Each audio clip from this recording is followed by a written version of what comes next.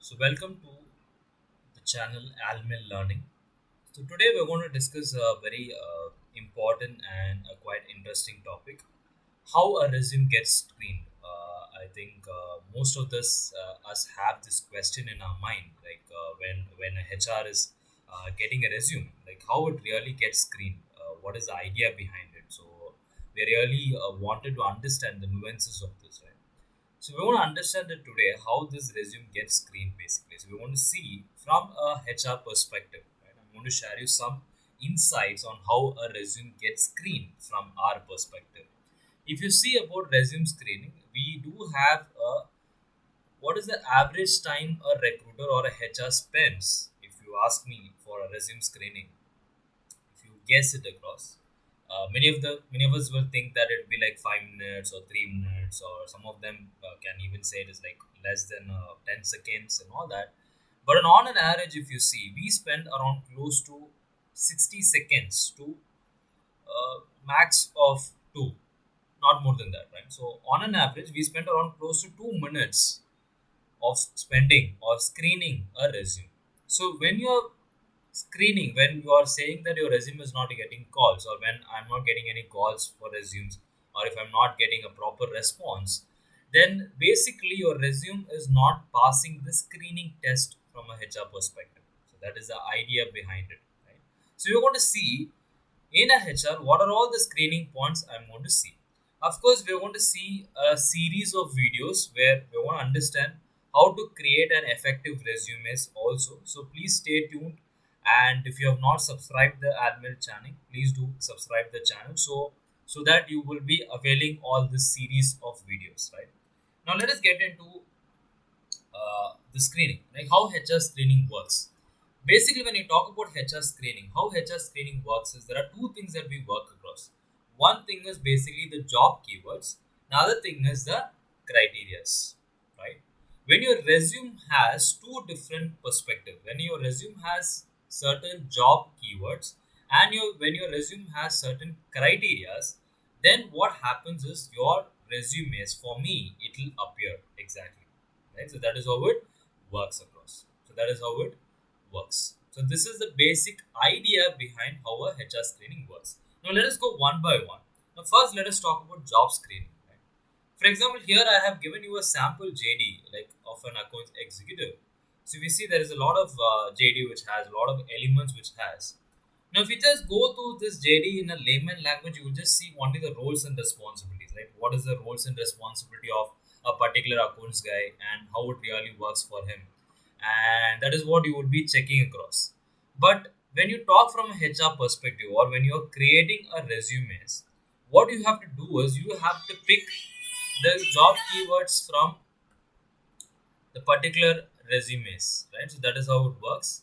You have to do that also, right? So we were discussing about how these keywords really work in, right? So now what we are going to do is we are going to pull out how these job keywords are basically pulled out from this job description. For example, if you're applying for an accounts executive job, what are the keywords that you need to pull it across? That's what we want to see. Now let us analyze this. What are the keywords associated with this job description? So let us highlight the keywords. Now these are the keywords which is related to accounts executive job description. So if you have these keywords in your resumes, what happens is when a HR is searching, when a HR is doing a search, possibly what happens is he will be able to get these options. So because when a HR is searching for an accounts profile, he will not actually looking for a person details or a person details. But what rather he will looking for is the associated keywords of a particular job. So this is basically what we are going to do it across. So this is the accounts executive job. For example, if you see the JDs which is listed here, you have profit and loss account, you have TDS and GST returns, you also have audit, you also have general ledger. So there are these are the associated keywords which is there in an accounts executive profile. If your resume, if your profile has this associated keywords, then what happens is you will be able to get this screening test passed for an accounts executive. Like this, let us work for other job description. Let us take another JD probably to have a sample on how this job keywords really work across, right? So here I have taken a list of graphic designer. Now when I talk about graphic designers, I am looking for a graphic designer who can create websites. So here I have taken websites, right? So this is again the idea behind that. And if you see, I have also highlighted what are the different tools basically used in graphic designing. So I have taken that. So for example, some of them might think that when I am looking out for a graphic designer, I might look for the other skills also, like behavioral or soft skills or creativity and all that. I will not look in, because why I'm saying I'm not looking basically is these are generic skills, right? Because a creativity is not only customized to a graphic designer, it can be for anyone. So what happens is I'll not get the right profile. But if I add Adobe Photoshop, if I add Premiere Pro, if I add Illustrator, what happens is I will only be able to get the particular person who I am targeting across. So this is the reason why we don't use a general behavioral or a general soft skills when you're doing search for resumes. So when you're applying, so the first step towards the screening perspective from a candidate is, or if you are a HR basically, the first thing that you want to pull out is you're going to understand the job description. You're going to get a job description, compare the job description, and get the associated keywords from the job description. So that is how it helps across. And also the technical softwares or technical tools which is basically used. Right. So this is how a job description, or maybe how it is the first screening works, which is basically the job keywords on how it works. So next, what we're going to see, maybe a continuation of what we have seen previously. We have seen two perspectives. One thing is about job keywords. Other thing is about screening parameters. Now, when I talk about screening parameters, of course, there are a lot of points in this, like how a resume is being screened. We need to understand it in more clear terms, right? So these is of course a HR insights which I am sharing across. For example, if I am working, if I am recruiting a candidate, these are the parameters I will really look in for a candidate resume. If this resume has this, then this guy will pass my test. That's how it works basically. For example, how the screening parameter works, if you take it across.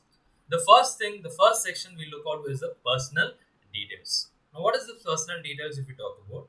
The first thing we will verify from the candidate is current location. What is the candidate's current location?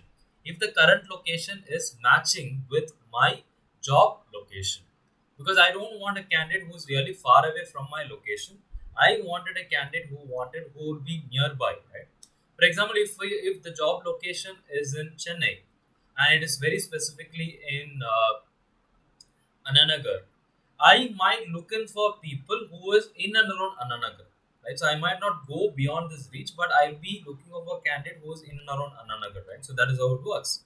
So this is how the first thing that you would look at. So when you talk about the current location, this is how we look in across. So this is the first point that you have to check in across. When you are putting a resume, please ensure that you are adding the current location. Never add your permanent location or something which is not related to the current job location. And second most important thing is contact details. As a HR, I will look in for a contact details. For example, two things I will note, very mandatory: the email ID and the mobile number. So when I talk about the email ID and the mobile number, why I'm doing this, the first point of contact will be my mobile. If I'm contacting the mobile phone, you need as a candidate who picks the call, right? Who picks the call immediately and he is the particular person. So then the reach is more. Then I feel there is a genuinity in this profile. But if somebody else is taking and the number is incorrect, then your chance of resume is screen rejected. So if your contact details is wrong, your resume is screen rejected, because I don't want the other HRs also to waste time on the profile, because the first basic thing itself is contact and the contact details is not given. So then you can avoid that. And then the third parameter is the age factor. Of course, the age factor and the qualifications are interlinked. Age factor and the experience are interlinked. So age factor is very important in a resume. When you're adding it, please include your date of birth inside that. And then fourth important point is languages known. So what are all the languages that you know? For example, apart from your mother tongue, what are the additional languages that you know? Languages known will be a priority criteria if my job nature requires that we become a criteria, right? But if my job nature doesn't really require that, then I might not be looking at very specifically. But languages known is also an important parameter, and there are two ways you can add it, languages known. So one way of adding languages known is you can just add the languages on the base of which you know, based on the proficiency level. For example, the language that you know to read, write, and speak, that you can add first, and the last language can be which you just know to read or maybe write, maybe one only you can do that. Or if you want, you can create a table also and add the proficiency level like read, write, and speak. But but it's according to, but for me, I just wanted languages known. If you are putting a language that you are not knowing fully, please include that in the bracket. So that's again a screening point. This will avoid the HRs asking you more questions, right? And then the fifth point will be marital status. Very important, because marital status will actually has a lot of parameters. Because are you a single person? Are you a married person? And like how big is your family? All these are different criterias. So as a HR, we will really monitor that also. This is basically the personal details. Now, next thing we talk about is the academic qualification. Now, what is this academic qualification is? There are three parameters that we look at. One thing we look in is for the what is your total years of regular education? Like how many years did you had regular education? When I say regular education, you are working. You have done in a college without break, and all these are regular degrees, not a distance learning. It is all regular degrees. So that is what I will consider.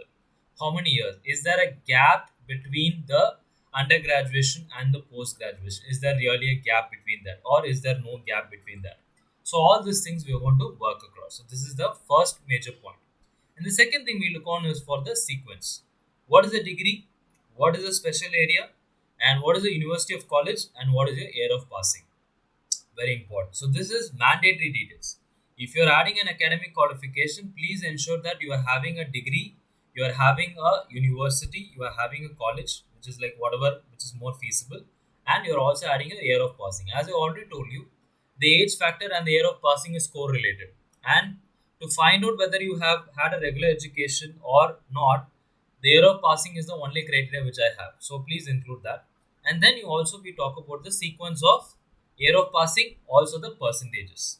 When I talk about percentages, there are certain sequence that we follow. For example, if you are having all first class, we do that also.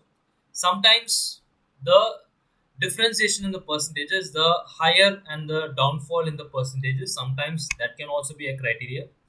But largely speaking, marks is a criteria, but not always. I will not say always marks will be the supreme. The first priority will be whether you have completed the graduation, whether you have got my academic qualification. That will be the criteria without any backlogs. Second criteria will be marks, where if I want an additional screening, then that will be the point. And it's based on the recruitment policies of the companies and what is the A grade or B grade colleges. That is how it works. So this is basically the academic qualifications. And then you talk about the additional qualifications, where when you talk about additional qualification, there are two things that we can work it across. One thing is the certification, or which is the institute or which is the kind of certificate that you have done. What is the certificate name that you're working across? And very important thing is when you're talking about additional qualification, how it is relevant to the job or the skill set. So that is again something that you need to really work on. When you're doing a certification, please ensure that it is somewhere related to your job or somewhere related to your skill set.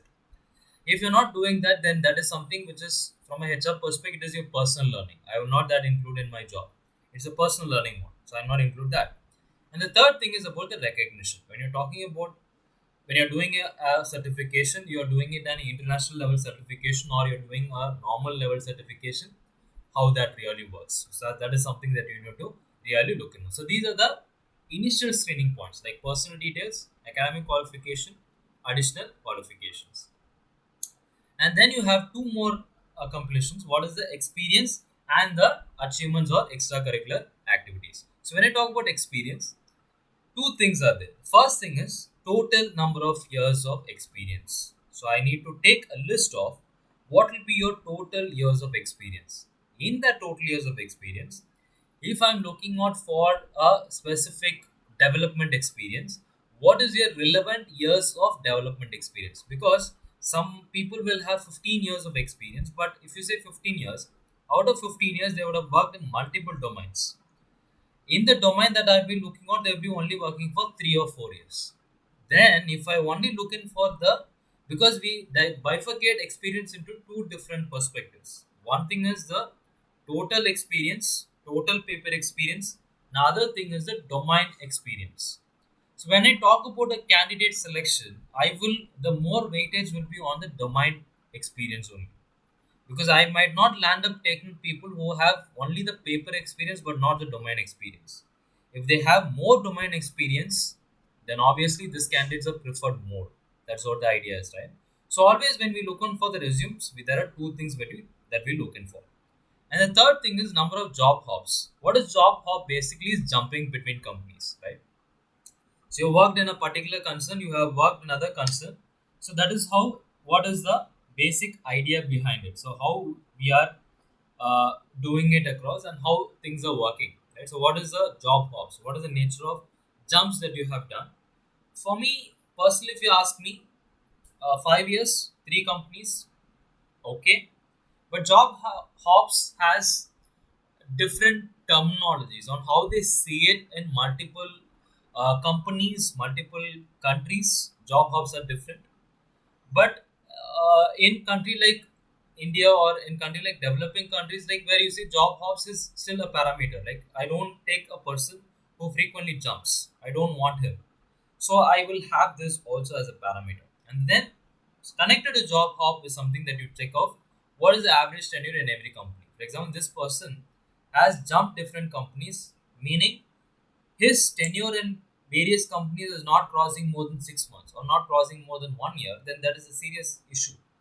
Why that person has been jumping across? What is the real meaning behind that, right? So that is something that I will check across. So this is what is the tenure also, and then JD and the designation. So when I talk about the designation, so job title, if you talk about, what is the title changes? Because from an associate you have moved to a senior manager, the title matters for us. From associate, you've just moved to senior associate in the last 15 years, then there's a big question. And which company are you working? What is the grade level also matters. When I talk about job title, grade level also comes in the perspective. When I talk about job description, what is the exact work that you have done basically on that, right? And then we talk about the application of skill set. Now, how this person has applied basically the skill set that he has. So these are, when you talk about, this is the experience set. And then coming back to the achievements, very important, because this is something that will give an extra edge or a competitive edge of others, right? How you are different from others, right? That is how it works. So how we can do that basically is, you have two different things. One thing is you have what is the extracurricular activities that you are spending across, right? And what is your personal accomplishments? When I talk about personal accomplishments, something which is related to your passion, something related to your own interest, that you're doing this, you can still do that also. Or you're talking about the recency of accomplishments. What is the recency? Like in the last 5 years, what are all the accomplishments I have done? So this is something that you can work it across. This is the personal accomplishments. Coming back to professional accomplishments, in the company, what are all the accomplishments that you have worked across? So that is something that you can do. And the fourth point will be extracurricular activities or hobbies. Hobbies are something that you come out with self-interest, something that you do habitually, which is a big stress buster for you. You can still include that because it will be a very good value added points in your CV or in your resumes basically. So this is how the screening parameters works in resumes. Of course, in this video we have seen extensively about screening. The coming videos, as I told you, we are going to see how to create a profile, which is like most supreme. And if you wanted to, for me to discuss certain resumes, you can still give me that in the comment section, where we're going to talk about what are the different types of resumes which is being created. So we will even discuss that also. So thank you for watching this video. So please do like, share, and subscribe Almel Learning to get continuous updates for videos like this.